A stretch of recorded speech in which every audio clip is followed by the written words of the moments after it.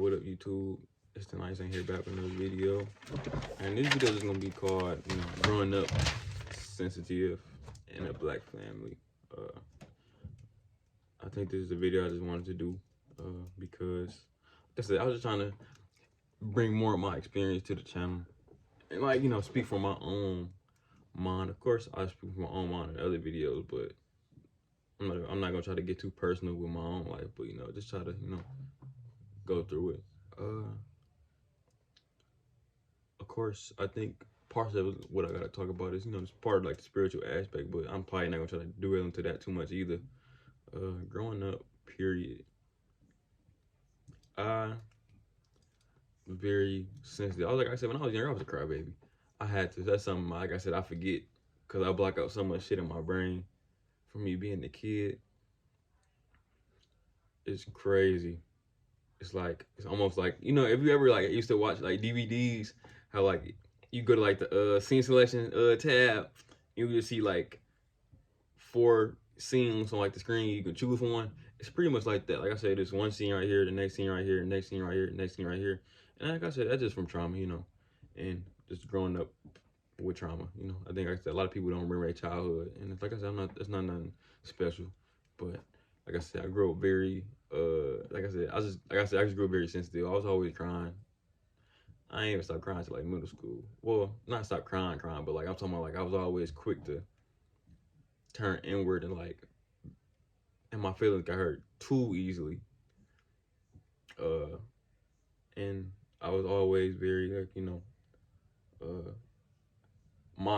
I guess it's almost like how how little girls and women act with their emotions, like they try to use their emotions to their advantage. Many ways growing up, that's how I was. Like I said, I was trying to, my emotions. Like people didn't like me always crying, cause like I said, that shit irritates. I ain't gonna lie. I understand my siblings probably hated my fucking guts. I'm like, damn, these niggas probably hate me. But no, yeah, like just somebody crying and just throwing a fit. I was me pretty much. Like I said, I was either sensitive like that, or I always wasn't saying nothing. But I grew up like that, sensitive and aware. That's 2 things I've been. And I know everybody, people be like they empaths and things like that. I don't know what I am. Like I said, I don't know that I even classify myself as that. But, of course, as a black man, young black man that's growing up in society now, or even just back then, how they used to push like, oh, little boy, black, boys don't cry, shit like that. But that was not something that was pushed upon me. That's something that I ended up eventually starting to adapt like on my own. And this wasn't like from people pushing me because, like I said, I wasn't raised by. Of course, I had brothers and stuff like that, but then my brothers wasn't really no figures where they like, oh yeah, like no super masculine figures themselves. And not saying like they was like soft or anything. They was just like they wasn't, like how fathers are pushed to do things like that. They wasn't pushed to do no thing like that. So fathers are just parents, just people that just wanna push their own expectations on the kids. Like. It's crazy how often it happens. Somebody, of course, at the same time, I do understand that, but sometimes, it just don't work. So me, I for the longest time, I grew up very, I was always, either crying, I was just trying to get my way, and that's just like a very like little girlish thing to do. I didn't like being around people. Like I said, I think I was literally like I was the first kid to ever just in my family, not in my family, but like in the range of my siblings, I was always inside the house. I didn't like being around nobody. I didn't like I said, in a way, I was scared to socialize with people just because of my character. I'm very much like, I absorb people like a lot. Like I said, I'm very, how I analyze people and look at people. I tend to pick up on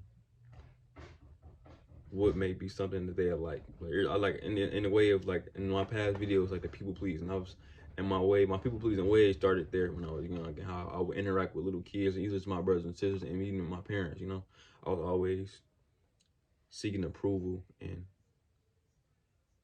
I was always seeking approval, and I was always just trying to please people. So that's where my sensitiveness it was started because of my sensitiveness to people and just being very passive and not really. Like I said, and that just tied into neglect. And I'm gonna do another video on neglect, but I think neglect is a very overlooked type of trauma that people experience. Because like I said, if you ask me right now, just in my opinion, neglect is not as bad. That's so fucked up. Neglect is not as bad as, like, people getting sexually assaulted and, beat on. Like I said, I was never beat on. I was never really, like I said, I wasn't touched funny. So whenever I would get around or have conversation with people that was really like traumatized, it's like I would, I would, of course, be more respectful, because that's real trauma. And like I say, y'all probably looking at me sideways like real trauma, but it's the idea, like, I think without understanding what trauma is, that's what you think, like me, before I went to therapy, like I said, I think, like I said, if you ask me, you can ask me, I don't think I had a bad childhood by any means. Only time I have a bad childhood was when, like, I started understanding, when I started understanding I had like a traumatic childhood was when I went to therapy for like a month or so, and they was like, yeah, uh, trauma just isn't, like, the main things, the main bad ones. And people with that misconception of, just because you haven't been touched when you haven't been beaten, or talked down negatively, you haven't experienced no trauma. Trauma could be anything, if you're being honest, But yeah, I was always very sensitive to people's energies and how they interacted with me, and that made me very fearful of people. And not fearful as in like they gonna do something to me, but just interaction with them.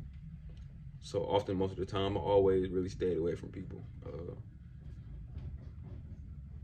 It's even hard for me to even make friends. Like I said, it was hard for me to make friends all throughout Tana, if I'm being honest. Because it's more about my social ability. It's like it's hard for me to socialize with people because of how quickly I can, like, in a way, I'm like a chameleon. How my energy is like a chameleon. Like I said, I can't go around anybody, but of course, like, if I'm being around people, I eventually I pick up so much of them that I tend to lose not focus on myself, but like sense of my own self. And I had this with even just relationship problems, just relationships. I had that problem as well, but that also started from when I was younger. Like I said, because you always, when you are younger, like I said, and sensitive like that, like, one thing I noticed about my journey between just a little 5-year-old between like an 18-year-old is that when I got more rebellious, I was like trying to get rid of ideas that, like, my mother like planted in me about what life is supposed to be like, or what I'm supposed to be doing with my life. So as early as I know, like I said, I seen my mom in very stressful situations. On top of my just sensitiveness, so in many ways, you understand that I was living to make something of myself because of her and because of my brothers and sisters, and it would lead me, like I said, to really not have an identity for myself, as in the word, let's like identity of myself in terms of just Kevin, you know, and it put me at an ultimate like disadvantage when, let's say, everybody, let's say, fast forward back to high school, when everybody starts to get identity, a little smidget identity for themselves, you know, and now, like I said, people butting heads and egos is clashing, most of the time, when, let's say, if I was me in hindsight looking back at where egos could have possibly clashed, there wasn't no clash because, like I said, my ego and my identity was so weak of myself that I just allowed people that may have been completely wrong just to come through and just wreak havoc, and not wreak havoc in the sense of just making something bad, but just in a sense it's just confrontation, like people could just be wrong, and you just let them pass on by because you fear confrontation, you fear for people looking at you a certain way. Like I said, all this shit really just bunched up in one area with me. Like I said, I feared interaction with people. I really feared what people thought about me. I was scared of people. Not scared of people, but I was very just socially like inept. I couldn't socialize with people that much. I can socialize with people now. Like, I have no issue with it. I think it's hard for me to make connections with people just because part of me is, like I said, I don't trust people. It's very, like I said, I don't trust them not a damn. So it's like I trust people to do what I observe their behaviors to do. Like I said, I trust people to do what they shown me to do. So in many ways, it's not like a benefit of the doubt. If somebody talks too much, like, if I'm dealing with somebody that talks a lot, if I know them as a talker, and they tell me they gonna keep doing something, I tend to like my mind tend to just phase out and just not listen to what they say they gonna do. You know, like I said, because they not known as a doer, they're known as a talker to me. So I trust them to talk. I don't trust them to do anything. So and that caused, nah, it hasn't really caused me no problems. But, you know, it just made my life very easier. Like I said, it's type of detachment I type of do. Is like I don't worry about people in a way where people have, well, it helps me detach easier. Let me say that, because with people, I think people get hung up on people and their actions. I know I have at a certain point in time, but like I said, I've been getting better at it, extremely better at it. But you got to understand that, like I said, people don't. I think it's literally a whole world of just non-doing. People are never really conscious enough to be doing what they're doing. Most people, let's say that, because people are really realistically, people are just going off their own habits and instincts and behaviors, or just set behaviors that happened to them when they was younger. You know, and like I said, it's really just still playing out in this cycle of, you know, like how the world works. You know, just how the people at the bottom think in a way. Like people are just carrying out their own bad karma that they may have, or may, well, not bad karma, just karma period, because, you know, karma can be good or bad, and, you know, and that's all that, and ultimately that go back to perspective. But people ultimately carry out their karma that they have for themselves, you know, maybe a year ago, maybe when they was a kid, that ultimately they got from their parents. But, you know, they just, only thing they doing is carrying out. They will is through that karma. So a lot of them feel like they have no control. So, well, that's, I'm going to hold on thing. So people really have no control. They just being very animalistic, and they just going through their nature and however they was programmed. So yeah, so that's how I really approach it now. But yeah, I sort of went on a tangent, but yeah, just my sensitivity and just me being very sensitive to people. Like I said, it caused me to like very much like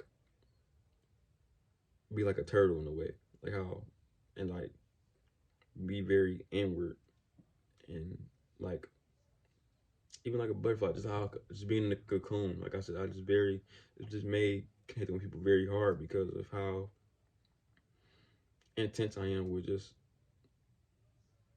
how I care about people. I care a lot about people, and of course, you know, that's not nobody's problem but your own. But that's something that I have to understand. I'm really, really only understanding this now because, like I said, if I don't, like I said, I'm gonna end up hurting somebody. But you got to understand that you can't care for nobody else, you know, more than you care for yourself in a way. Like I said, you have to be first, because if you don't, you're gonna end up killing yourself. And this is metaphorically speaking, physically. It's metaphorically speaking, but of course, in reality, it could be physically manifested. But yeah, uh, but yeah, growing up sensitive versus around my people and my family, like I said, it hasn't been very easy, especially how I'm looking at it now. But yeah, if you like the video, like, comment, subscribe, and I'll see y'all later. Thank you.